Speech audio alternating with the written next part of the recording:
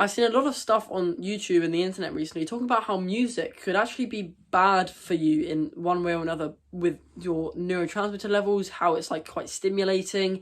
But one thing that it did mention that I did totally agree on was how some music can be quite degenerate in a weird sort of way. Now, the mainstream music, the sort of ones with the beats and the I don't really listen to that specific kind of music, but I can see why the people that were talking about the fact that they stopped listening to that music because they felt that it was having a negative effect on them. I understand why they would do that. I've never personally listened to it, but it's not like music as a whole is a completely detrimental thing for your existence. I don't think you should cut out music completely from your life. I think that's ridiculous. Music is a very, very good and helpful thing in a lot of situations, but I'm just here to give my 2 cents as someone that exists and is human and has a voice in one way or another. But yeah, I never really understood or liked the whole degenerate music, and I can see why people are speaking out about that and against that and saying that this is actually affecting your psyche, because the whole degenerate music, the lyrics and stuff, they're not the most, when it comes to self-improvement, they're not really self-improvement sort of promoting. It's sort of about like the partying and the doing weed, the doing the girls and all that sort of random stuff. And it's very, very degenerate. It's very sort of party based and that kind of lifestyle based. And so I can see why if you're on self-improvement but you listen to that music, and you did before and you still did, why that would actually affect your psyche and almost drag you back down to that level in a way. And that makes perfect sense to me, but music in general, I do think has its uses. And I discovered this because I never actually used to listen to music basically whatsoever. There'd be a couple songs that I'd hear on the radio, but it's like I don't like them enough to listen to them on a regular basis, like in a playlist or whatever.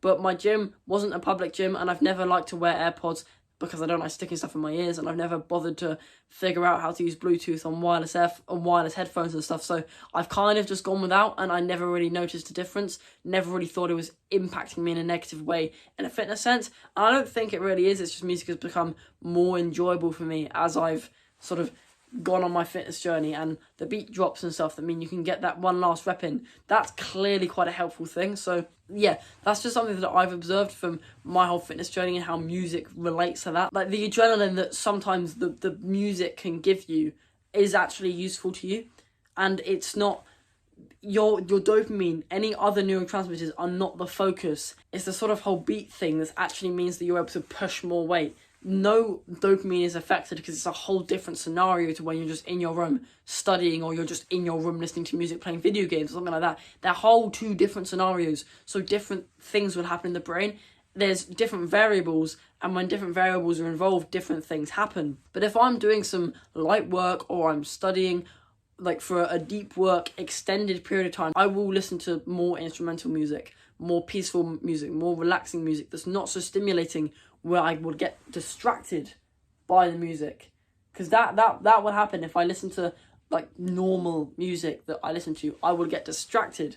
But if I'm listening to instrumental music that's more peaceful, that sort of actually plucks with my neurons on my brain strings to a length that it's going to optimize my productivity more than if there was complete silence, then that is a positive, and I'm going to go do that instead. But one thing I did want to mention to do with dopamine is that music can just be a bit of a stimulating and addictive thing in general. Not that it's a bad thing. As with anything, there is moderation. I don't want you to, after this video, just like completely sap yourself and no more music because boohoo dopamine.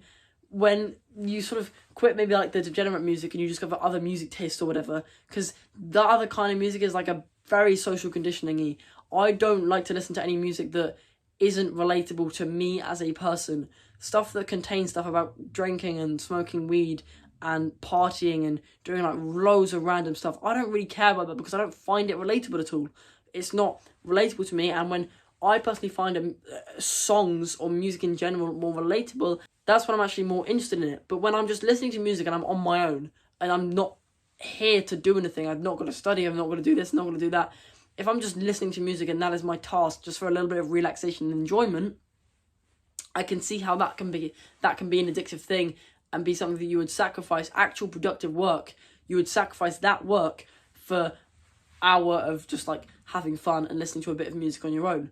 I can see how that become addictive, and I'm not at that stage, but my psyche can understand why that would be a problem. Especially due to the fact that many people listen to playlists Playlist, I mean, I have a playlist and all that sort of stuff as well, but playlist as like a, take it out of context, it's the same songs and you shuffle them all and do that sort of stuff. When you're listening to that playlist continuously, when you're like, whatever, doing whatever, I don't know, it actually becomes like quite a familiar thing. So dopamine is also released when you have like that kind of familiarity kind of feeling. And because you've got a playlist, every single time the familiar, fun music, your favourite song is played, that is like a big dopamine hit, like rush. But another thing that I mentioned about the relatable music is the relatable music can be emotionally invigorating because it aligns with your values, it aligns with your inner beliefs. That can be quite emotionally invigorating. It can cause like emotionally charged thoughts and stuff like that. And I can see why that would be an issue if you were to be addicted to music. I know that there were times where I've wanted to like actively wanted to listen to music when it would not be appropriate to do so because it's just like, I just want to listen to music because it's that stimulating thing. And then I always have to bring myself back to the things I've seen and be like, that music actually being a stimulating thing that could turn into addiction. I don't want anyone on this, watching this video to think that I should stop listening to music in the case it becomes an addiction, because it's not like such a terrible addiction to have in a weird sort of way. But obviously I don't want it to take away from you being productive and doing the studying, as I mentioned as an analogy earlier on. I don't want that to happen to you either, but I still want you to be able to enjoy music as it is. But yeah, with that, I recommend subscribing for more content like this, and have a good day.